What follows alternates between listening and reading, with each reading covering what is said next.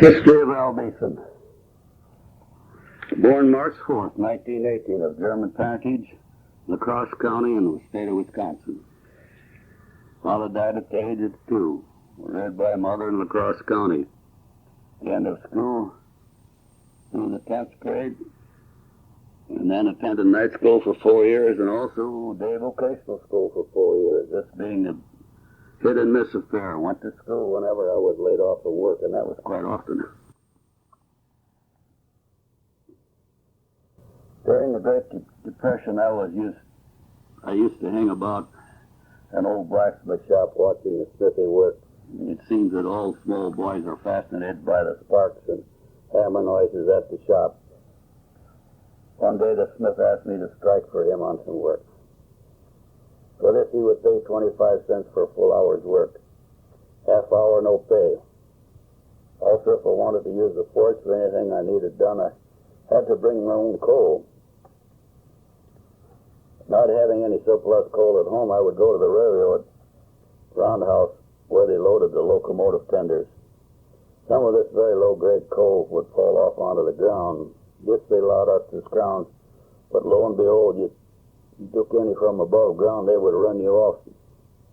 This coal sold for about 3.5 a ton, so you can see how tight this old smith was.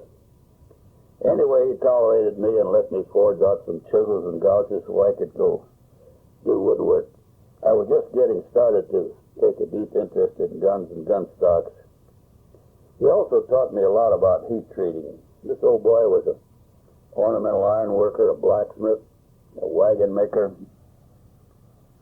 and he specialized in making automobile springs at that time, which involved heat treating and tempering. By this time I was getting along to about 15 years of age, and I enlisted in the CCCs. I was stationed at Camp Douglas, Wisconsin, in Company 3670. I was there about 1.5 years, was discharged, and then went home to work on the WPA. We built a road alongside of a steep bluffal mountain and opened a stone quarry of limestone for highway work. Expounding big rocks to make little ones is no joke.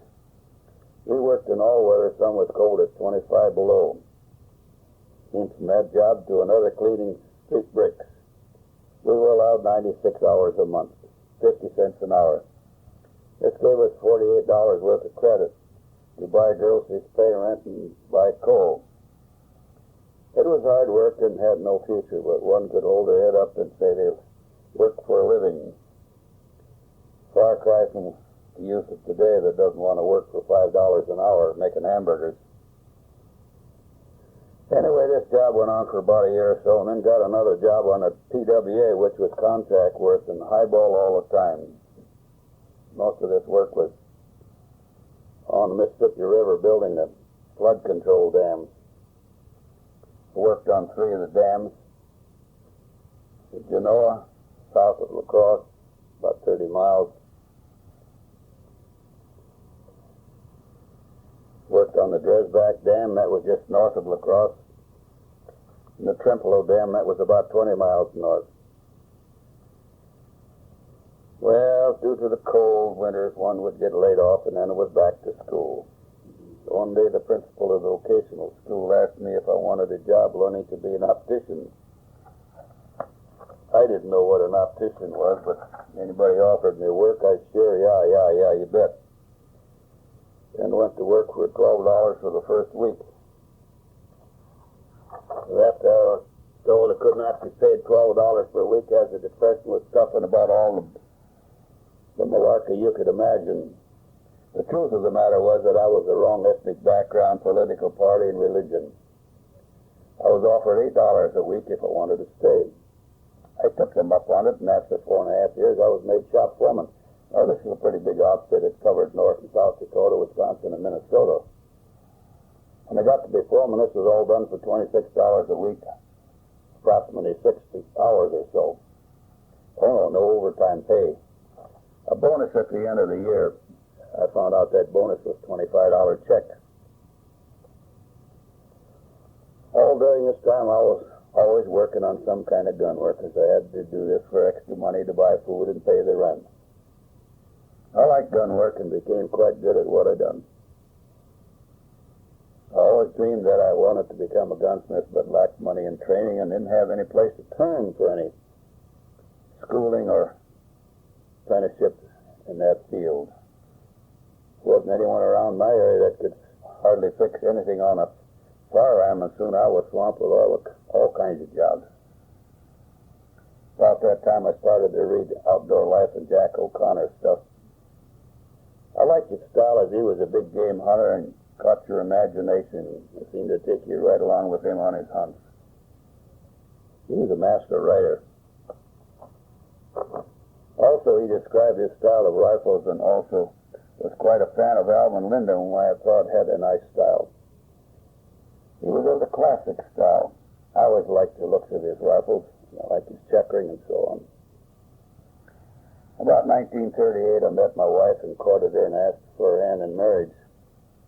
Must have been a pretty good line, for we had been married for 55 years as of the first 7/94. Anyway, we wound up having 6 children, and they all turned out well in spite of their father. Anyway, she encouraged me along the gun line and bought me the book of Modern Gunsmithing by Clyde Baker. This was the turning point, for I devoted all my spare time towards learning the trade.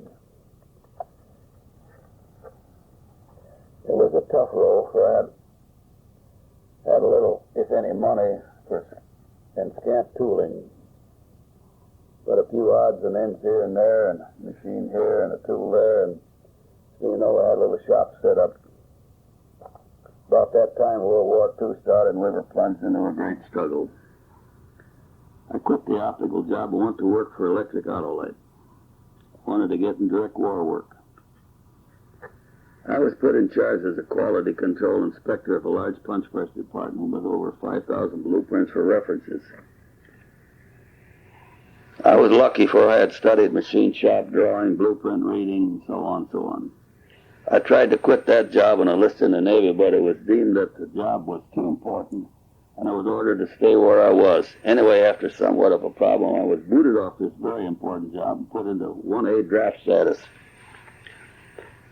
I was ordered to report for induction, and then received a telegram not to report. In the meantime, I had quit Autolite and took a job as a manager of a new optical shop in La Crosse. On my way to work, I met all my old buddies at the post office and was asked why I wasn't going along with them. Oh, I told them that I talked to Harry Truman, and Harry told me not to associate with riffraff like you guys, so I'm not going along. Of course, they hooted and hollered and gave me a lot of static. That afternoon, we all learned that he had dropped the atomic bomb on Japan. Anyway, I stayed on the optical job for about 1.5 years. But it wasn't working out to my satisfaction. So I quit that work and decided I would try the gun business. I thought I knew enough about gun work to make a living. Oh boy, what fools we mortals be. Every time I turned around, there were dozens of new tools to buy, advertising to think about, and supplies to try to buy. I said to try to buy. No one had anything, as the war had put everything on an allotment system, and industry hadn't retooled for civilian production. In the meantime, I had approached Jack O'Connor about building for him a rifle. I offered a post of bond to assure him that I was serious. He later said he would take up the offer of that fresh young upstart and see what he could get. So he sent to me a Springfield 1903 action with a new Titus 3006 barrel. Also, he asked Henry Lyman to send me some sights for sale. Well, I cobbled up a stock like a drum that he had sent. In spite of me, the rifle turned out well. I sent it to Bob Brownell, and he liked it, and then on to O'Connor, Tucson, Arizona. He liked it quite well and sent me another order for a 3006 on a new fin action with a Socali barrel. That also turned out well, and Jack wrote a couple of articles describing the rifles, and the mail poured in. One day I wasn't in anything, and the next day I was somebody. I had lots of work, but I wanted to be a rifle builder, so I decided to move to Spokane, Washington, to go into business with the Columbia Gun Company. Well, I sold my house and loaded my trailer and car with what we could haul and took off for Spokane. We arrived in Spokane on October 1st, 1948. Well, the deal with the Columbia Gun Company didn't work out at all, and I had to sue them to get some of my dollars back. left me about ready to reconsider, but my wife seemed to feel things would work out okay. Went back into business for myself and applied myself with long hours and lots of elbow grease. Accessories were almost impossible to obtain. No grip caps, no butt plates. Wood was very hard to come by. Vocational to Stevens Point.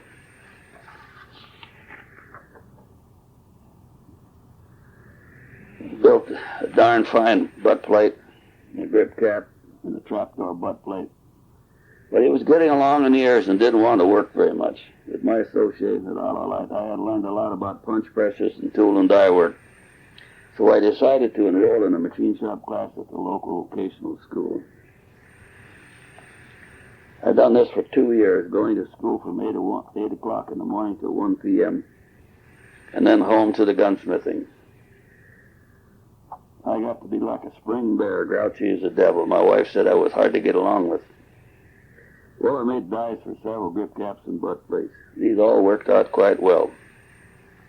Then I needed a trap plate. This also worked out well. Then had the idea that skeleton cap was in order. Then the skeleton butt plate. All the tool and die work was done by me. It seems that the Lord took care of drunks and gunsmiths, so here I'm still at it. While working at the vocational school, I was offered a job doing tool and die work for the Columbia Electric. They had war contracts. This was during the Korean War. And hired about anyone who could use a crescent wrench, it seemed. Anyway, I told them I couldn't even spell tool and die work, and old Fred Roos said I was better than some of the hay shakers he was hiring from up north. Well, that helped my ego somewhat, but still, working there and doing things like they wanted didn't agree with me. I was put on a big Bliss double ram punch press with a progressive style die, and their equipment just wasn't good enough to turn out the work they wanted.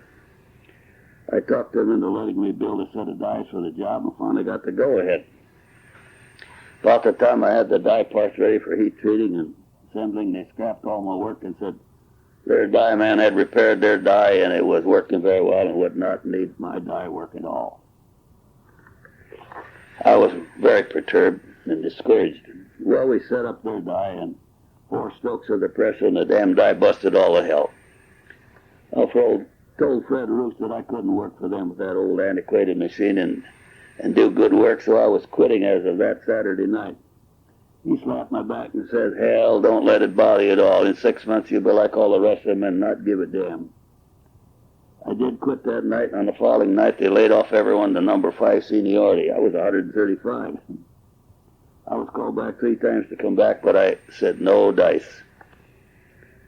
Well, I worked harder than ever to make a go of it.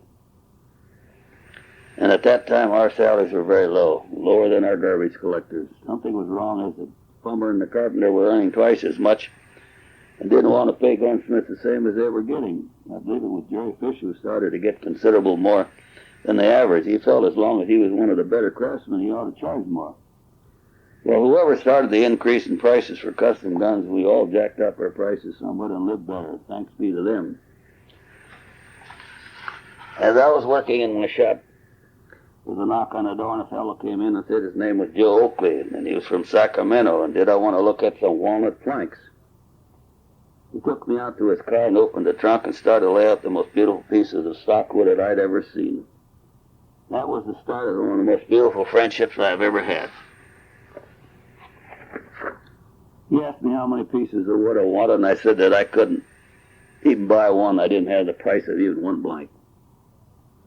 He says, I'm not asking you for money. I know who you are.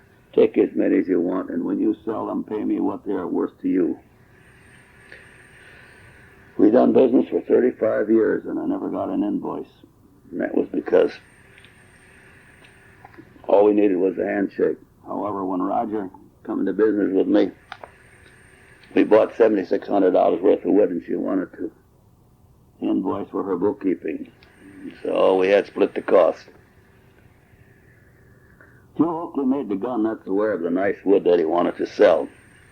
Joe began to invite the rifle builders to attend the NRA shows with him and display our stuff. Sort of like being the honey to draw the flies. This worked out really well for us, and soon we were all pretty well known.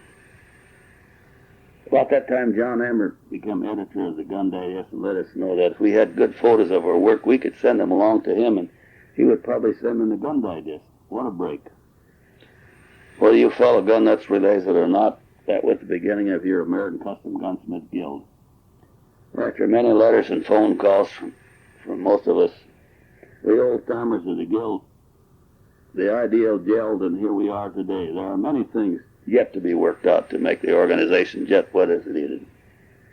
Criticize us, but please do it in a constructive manner. Work together and we will accomplish much more. Help train the younger people. You'll get your reward by a better guild. As the old Swede told me, it's not how good you are, but how well you cover up your mistakes. Enough said, huh? Whole argument about machine stock versus handmade ones. Don't hide your head in the sand, my friend. Bend a little. It's better than breaking. If you're just a hobbyist, you can take all the time you want and do it by hand. But if you're trying to earn a living, time is money.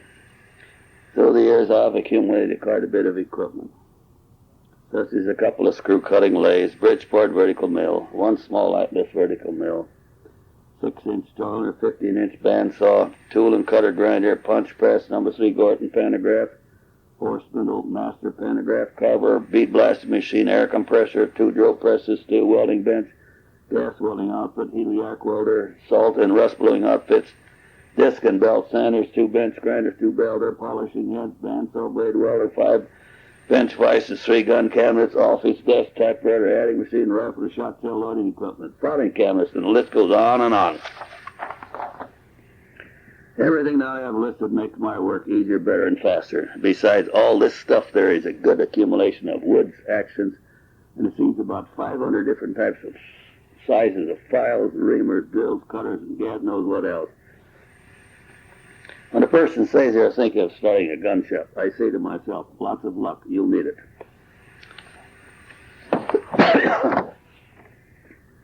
Recently I was looking at one of the new 700 double rifles, and I complimented the makers on the beautiful double rifle and said I thought they were the creators of the finest doubles in the world. They came back and said, yes, we feel that we make the finest double guns, but that we Americans create the world's finest bolt rifles, without a doubt. Also, Klaus Willig of Germany, one of their top engravers, while looking over some of Roger's, my rifle and gunsmithing work, also said no one in Europe can come close to duplicating as fine a rifle work as we do in America, especially the stock worker.